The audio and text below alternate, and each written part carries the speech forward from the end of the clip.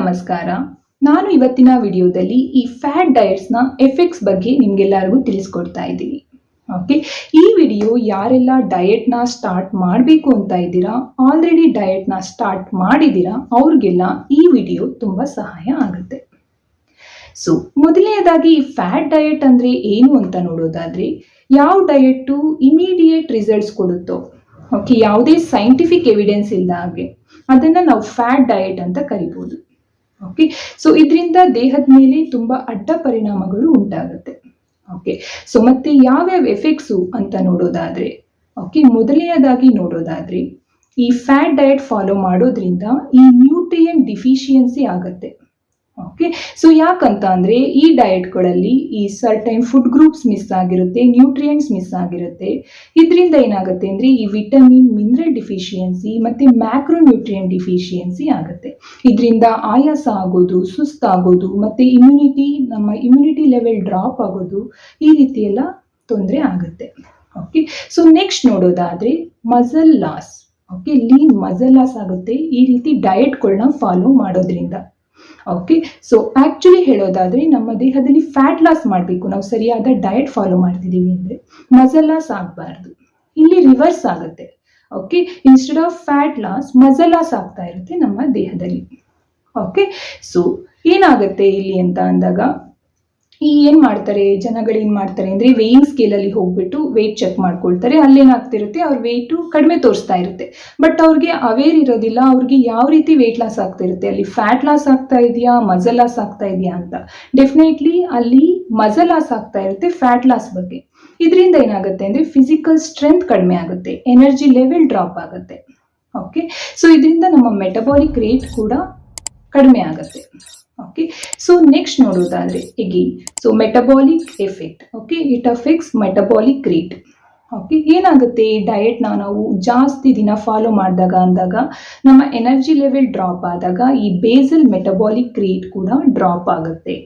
Okay, so ಇದರಿಂದ ಏನಾಗುತ್ತೆ, ನೀವು ಡಯಟ್ನ ಫಾಲೋ ಮಾಡಿದ್ರೂ ಕೂಡ ಸ್ವಲ್ಪ ದಿನ ಫಾಲೋ ಮಾಡ್ತೀರಾ, ಸ್ವಲ್ಪ ದಿನ ಬಿಡ್ತೀರಾ, ಏನಾಗುತ್ತೆ ಅಂದಾಗ ನಿಮ್ಮ ವೆಯ್ಟು ಅತಿ ವೇಗವಾಗಿ ಗೇನ್ ಆಗ್ತಾ ಬರುತ್ತೆ. ನೀವು ಏನು ಲಾಸ್ ಮಾಡಿರ್ತೀರೋ ಅದು ಗೇನ್ ಆಗುತ್ತೆ. ಯಾಕಂತ ಅಂದರೆ ಇದು ಮೆಟಬಾಲಿಕ್ ರೇಟ್ಗೆ ಎಫೆಕ್ಟ್ ಮಾಡಿರುತ್ತೆ, ನಿಮ್ಮ ಬೇಸಲ್ ಮೆಟಬಾಲಿಕ್ ರೇಟ್ ಕಡಿಮೆ ಆಗಿರುತ್ತೆ. ಇದರಿಂದ ಏನಾಗುತ್ತೆ ಅಂದರೆ ನೀವು ಸರ್ಟೈನ್ ಡೇಸ್ ನೀವು ಡಯಟ್ ಫಾಲೋ ಮಾಡಿ ಮತ್ತೆ ಸ್ಟಾಪ್ ಮಾಡಿದಾಗ ನೀವು ನಾರ್ಮಲ್ ಡಯಟ್ ನೀವು ಮುಂಚೆ ಏನು ಫಾಲೋ ಮಾಡ್ತಿದ್ದೀರೋ ಆ ಡಯಟೇ ಫಾಲೋ ಮಾಡಿದ್ರು ಅತಿ ವೇಗವಾಗಿ ನೀವು ವೆಯ್ಟ್ನ ಗೇನ್ ಆಗ್ತೀರಾ. ಯಾಕಂತ ಅಂದರೆ BMR ಕಡಿಮೆ ಆಗಿರುತ್ತೆ ನಿಮ್ಮಲ್ಲಿ. ಓಕೆ, ಸೊ ನೆಕ್ಸ್ಟ್ ನೋಡೋದಾದರೆ ಈ ಫ್ಯಾಟ್ ಡಯಟ್ಸ್ನ ಫಾಲೋ ಮಾಡೋದ್ರಿಂದ ಈ ಎಲೆಕ್ಟ್ರೋಲೈಟ್ ಇಂಬ್ಯಾಲೆನ್ಸ್ ಆಗುತ್ತೆ. ಓಕೆ, ಸೊ ನಾನು ಆಗಲೇ ಹೇಳಿರೋ ಹಾಗೆ ಸ್ವಲ್ಪ ನ್ಯೂಟ್ರಿಯೆಂಟ್ಸ್ ಡಿಫಿಷಿಯನ್ಸಿ ಇರುತ್ತೆ ಈ ಡಯಟ್ಗಳಲ್ಲಿ. ಸೊ ಇದರಿಂದ ಎಲೆಕ್ಟ್ರೋಲೈಟ್ಸ್ ಲೈಕ್ ಸೋಡಿಯಂ ಇರ್ಬೋದು, ಪೊಟ್ಯಾಷಿಯಂ ಇರ್ಬೋದು, ಇವೆಲ್ಲ ಇಂಬ್ಯಾಲೆನ್ಸ್ ಆಗುತ್ತೆ.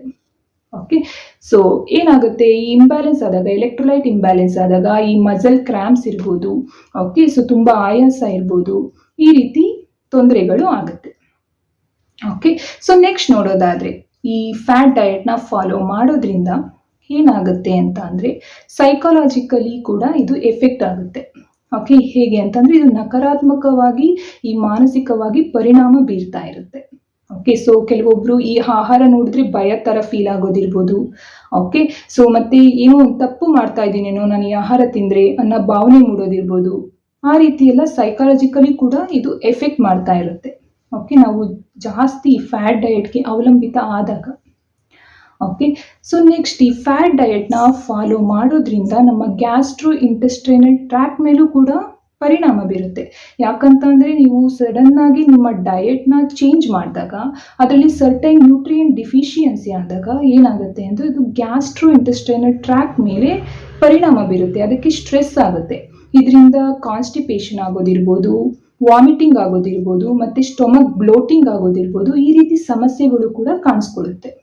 ಓಕೆ, ಸೊ ಮತ್ತೆ ಈ ಫ್ಯಾಟ್ ಡಯಟ್ಸ್ನ ಫಾಲೋ ಮಾಡೋದ್ರಿಂದ ಏನಾಗುತ್ತೆ ಅಂತ ಅಂದರೆ ನೀವೇನಾದರೂ ನಿಮ್ಮ ಇಂಟೆನ್ಷನ್ ವೆಯ್ಟ್ ಲಾಸ್ ಮಾಡಬೇಕು ಮತ್ತು like long term weight management ಮಾಡಬೇಕು ಅಂತ ಇದ್ದರೆ, ಓಕೆ, ಸೊ ಈ ಫ್ಯಾಟ್ ಡಯಟಿಂದ ನೀವು ಅದನ್ನು ಓಕೆ ಸೊ ಅಚೀವ್ ಮಾಡೋದಕ್ಕೆ ಆಗೋದಿಲ್ಲ. ಓಕೆ, ಸೊ ನೀವು ತುಂಬ ದಿನಗಳ ಕಾಲ ಇದನ್ನು ನಿಮ್ಮ ವೆಯ್ಟ್ನ ಮ್ಯಾನೇಜ್ ಮಾಡೋದಕ್ಕಾಗೋದಿಲ್ಲ. ಯಾಕಂತ ಅಂದರೆ ನೀವು ಯಾವುದೋ ಒಂದು ಡಯಟ್ ಮಾಡ್ತಾ ಇರ್ತೀರಾ, ಅದರಲ್ಲಿ ನಿಮಗೆ ಲೋ ಕಾರ್ಬ್ ಇರುತ್ತೆ, ಕಾರ್ಬೋಹೈಡ್ರೇಟ್ ಕಡಿಮೆ ಇರುತ್ತೆ, ಮತ್ತು some cleansing diet, some vegetable juices, vegetable soup ಕುಡಿದು ಡಯಟ್ ಮಾಡ್ತಾ ಇರ್ತೀರಾ. ಎಷ್ಟು ದಿನ ಅಂತ ಮಾಡೋಕ್ಕಾಗುತ್ತೆ ಆ ಡಯಟು? ಅದು ನಮ್ಮ ಬಾಡಿಗೆ ಸೂಟೇ ಆಗ್ತಾ ಇರೋದಿಲ್ಲ, ನಿಮ್ಗೆ ಆಲ್ರೆಡಿ ಸಿಂಪ್ಟಮ್ಸ್ ಸ್ಟಾರ್ಟ್ ಆಗಿರುತ್ತೆ. ಸೊ ನೀವು ಡಯಟ್ನ ಸ್ಟಾಪ್ ಮಾಡ್ತೀರಾ, ಮತ್ತೆ ನಿಮ್ಮ ರುಟೀನ್ಗೆ ಬರ್ತೀರಾ. ಸೊ ಅವಾಗ ಏನಾಗುತ್ತೆ, ಆಲ್ರೆಡಿ ಇದು ಮೆಟಬಾಲಿಕ್ ರೇಟ್ಗೆ ಎಫೆಕ್ಟ್ ಮಾಡಿರುತ್ತೆ, ನಿಮ್ಮ ಬ್ಯಾಸಲ್ ಮೆಟಬಾಲಿಕ್ ರೇಟ್ ಕಡಿಮೆ ಆಗಿರುತ್ತೆ. ಅವಾಗ ಏನಾಗುತ್ತೆ ಅಂದರೆ ನಿಮ್ಮ ವೆಯ್ಟು ಅತಿ ವೇಗವಾಗಿ ಗೇನ್ ಆಗುತ್ತೆ. ನೀವು ಲಾಂಗ್ ಟರ್ಮ್ ಮ್ಯಾನೇಜ್ ಮಾಡೋದಿರಲಿ, ಅದು ಇನ್ನು ರಿವರ್ಸ್ ಆಗಿ ಎಫೆಕ್ಟ್ ಮಾಡುತ್ತೆ ನಿಮಗೆ. ಅಂದರೆ ನಿಮ್ಮ ವೆಯ್ಟು ಅತಿ ವೇಗವಾಗಿ ಗೇನ್ ಆಗ್ತಿರುತ್ತೆ. ಆವಾಗ ಎಗೇನ್ ಅದು ನಿಮಗೆ ಮಾನಸಿಕವಾಗಿ ಪರಿಣಾಮ ಬೀರುತ್ತೆ. ಓಕೆ, ಸೊ ಈ ರೀತಿ ನಾವು ತುಂಬ ಎಫೆಕ್ಟ್ಸ್ಗಳನ್ನ ನೋಡ್ಬೋದು, ಅಡ್ಡ ಪರಿಣಾಮಗಳು ಈ ಫ್ಯಾಟ್ ಡಯಟ್ಗಳಿಂದ ನೋಡ್ಬೋದು.